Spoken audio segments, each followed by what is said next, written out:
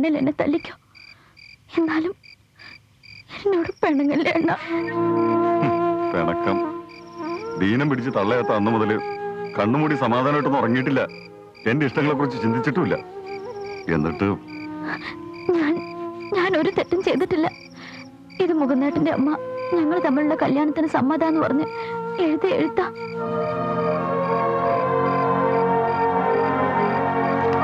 അമ്മയുടെ സമ്മതം കിട്ടിയതിന് ശേഷം എല്ലാ അണ്ണനോട് പറയാനിരിക്കായിരുന്നു. മുകുന്ദേട്ടൻ ഈ കത്ത് കാണിക്കാൻ കാലത്ത് ഇവിടെ വന്നതാ. അപ്പോ അണ്ണൻ ടൗണിൽ പോയിരിക്കായിരുന്നു.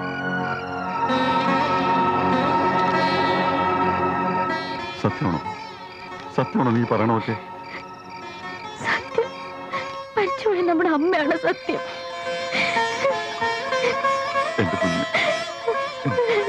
കുഞ്ഞിനെ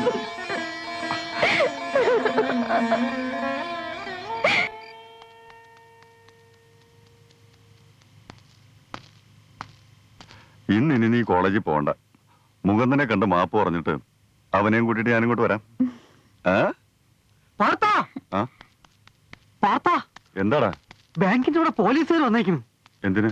മുകുന്ദ സാറിനെ പിടിക്കാനെന്ന് ആൾക്കാർ പറയണ കേട്ടു. ക്യാഷ് ബാലൻസിൽ ഒരു 50,000 രൂപ കുറവുണ്ട്. സാർ, ഈ ആഭരണങ്ങൾ രജിസ്റ്ററിലില്ല. ഇതെന്താ രജിസ്റ്റർ ചേർക്കാത്തത്? അത് ഒരാൾ പേഴ്സണലായിട്ട് സൂക്ഷിക്കാൻ തന്നാ. ഇതിന്റെയൊക്കെ അർത്ഥം എന്താണോ? ബാങ്ക് ഫണ്ടിൽ നിന്ന് ഒരു രേഖയും ഇല്ലാതെ ആൾക്കാർക്ക് പണം കടം കൊടുക്കുക, റെക്കോർഡിൽ ചേർക്കാതെ നാട്ടുകാരുടെ കയ്യിലുള്ള സ്വർണ്ണാഭരണങ്ങളൊക്കെ വാങ്ങി ബാങ്കിൽ പേഴ്സണലായിട്ട് സൂക്ഷിക്കുക. ഇതെന്താ വെള്ളരിക്ക പറ്റണോ? ഇതാതൊന്നും അല്ല സാർ. നാട്ടുകാർ പറഞ്ഞു കേട്ടില്ലേ, ഇവിടെ ഒരു പെൺകുട്ടിയെ കൃഷി അടുപ്പത്തിലായിരുന്നു. പെണ്ണിന്റെ ആങ്ങള വന്ന് പെണ്ണിനെ കല്യാണം കഴിച്ചില്ലെങ്കിൽ തല്ലൊന്നും കൊല്ലൊന്നും ഭീഷണിപ്പെടുത്തി. നാട്ടിൽ ഭാര്യയും കുട്ടിയുള്ളപ്പോ ഇവിടെ വേറെ കല്യാണം കഴിക്കാൻ പറ്റുമോ? അല്ലോ. അപ്പൊ പിന്നെ കിട്ടിയ 50,000 രൂപയും റെക്കോർഡ് ചേർക്കാത്ത സ്വർണവുമായി അങ്ങ് മുങ്ങാം. അതല്ലേ പിന്നെ നിർത്തുള്ളൂ. ബാച്ചിലറാണ്, എന്നെ ചീറ്റ് ചെയ്താണ്. താനിലൊന്ന് ഒപ്പിട്. പറയാനുള്ളതൊക്കെ കോടതി പറയാം. സാർ, ഞാൻ ഒപ്പിടൂ.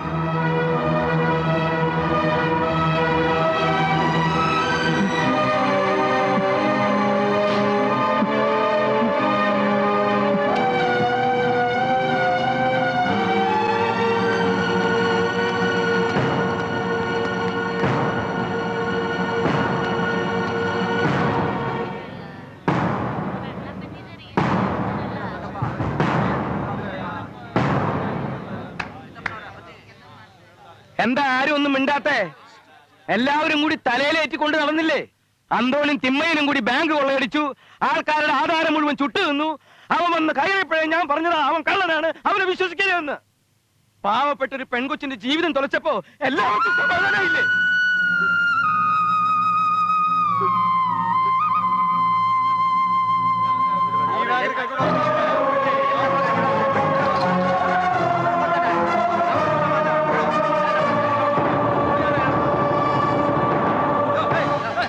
അവനെ ഇങ്ങോട്ട് വിട്ടാ ഞങ്ങൾ നോക്കിക്കോളാം. അല്ലേ പോകൂ, അല്ലേ പോകൂ.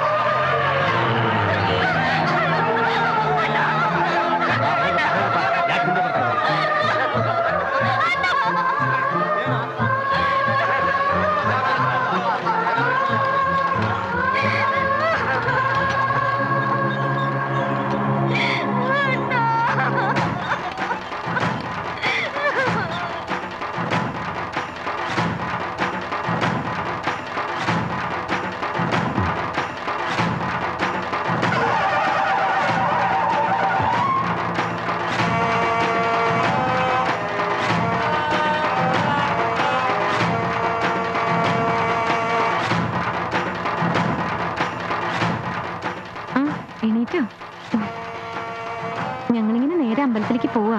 ഞാൻ നേരത്തെ 2-3 പ്രാവശ്യം വന്ന് നോക്കി. നല്ല ഉറക്കാൻ തോന്നിയാണ്ടാ വിളിക്കാൻ. പ്രസാദം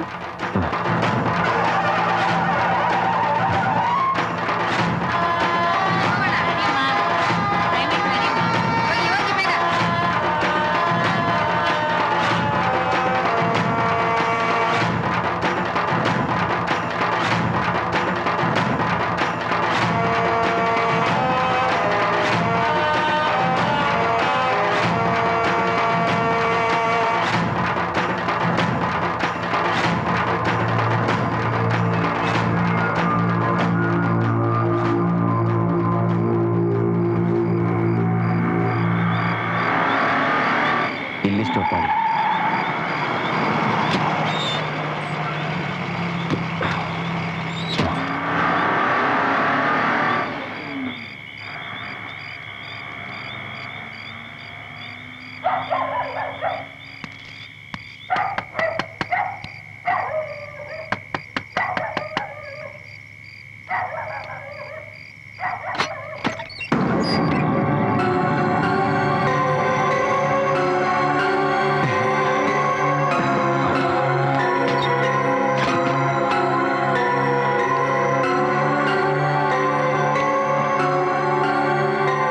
എന്തിനാണ് സാർ ഇപ്പൊ ഇങ്ങോട്ട് വന്നത്? ആൾക്കാർ സാറിനെ കണ്ടാ പിച്ചി ചീന്താനിരിക്കുക. ആരെങ്കിലും കാണുന്നതിന് മുമ്പ് സാർ പൊക്കോ, എങ്ങോട്ടെങ്കിലും. എനിക്കൊന്നും വിശ്വസിക്കാൻ പറ്റുന്നില്ല. എന്തിനായിരുന്നു സാർ അന്ന് അങ്ങനെയൊക്കെ? താനും ഒക്കെ വിശ്വസിച്ചോ? എന്നെ ഒരു ചതിക്കുകയായിരുന്നു. പണം ചക്രവാണി എൻ്റെ നിന്ന് കടം വാങ്ങിയതാ. പോലീസ് കൊണ്ടുപോയ സ്വർണം പാർത്ഥന എൻ്റെ സൂക്ഷിക്കാൻ തന്ന. തിമ്മേനും ചക്രവാണിയും അന്തോണി സാറും ചേർന്ന് ഒരിക്കൽ കെണിയില് ഞാൻ പെട്ടുപോയി. മറ്റാരെയും എനിക്ക് സത്യം ബോധിപ്പിക്കണമെന്നില്ല. പക്ഷേ താനും രാധയും പാർത്ഥനും എന്നെ തെറ്റിദ്ധരിച്ച എനിക്കത് സഹിക്കാൻ പറ്റില്ല. രാധ എന്നെ വിശ്വസിക്കില്ല. അവൾക്കറിയാം എന്നെ. അവൾ എനിക്കൊന്ന് കാണണം, ഉണ്ടായതൊക്കെ പറയണം. പക്ഷേ രാധയുടെ കല്യാണം കഴിഞ്ഞു. അന്നത്തെ കോളേജ് ലെക്ചറല്ലേ അയാളാ.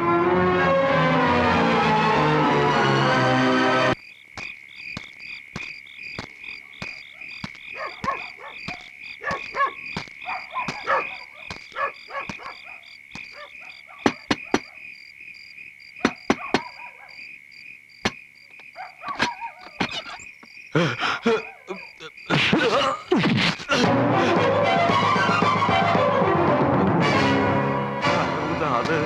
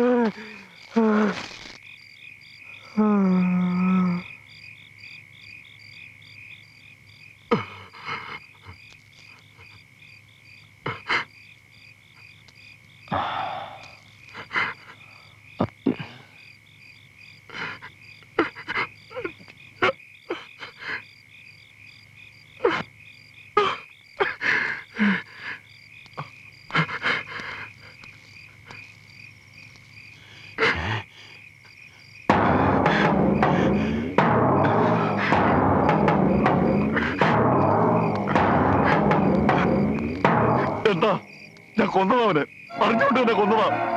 എന്നെ കഴിവരത്ത് കരുതോട് കണ്ടാ മതിയോ നിങ്ങൾക്ക്? മതിയോ? സ്വന്തം മകളുടെ ജീവിതം വെച്ച് കാണിച്ചിട്ട് നിങ്ങൾ എന്താ നേടിയത്? പാവം മനുഷ്യൻ നിങ്ങൾ എന്ത് തെറ്റാ ചെയ്തത്? സാറ് എല്ലാവരും കൂടി പറഞ്ഞപ്പോ ഞാൻ വിശ്വസിച്ചു പോയതാ. സാർ പോയിക്കോ, ഇത് അച്ഛനാട്ടിന്റെ അങ്ങോട്ടെങ്കിലും പോയിക്കോ, പോയിക്കോ.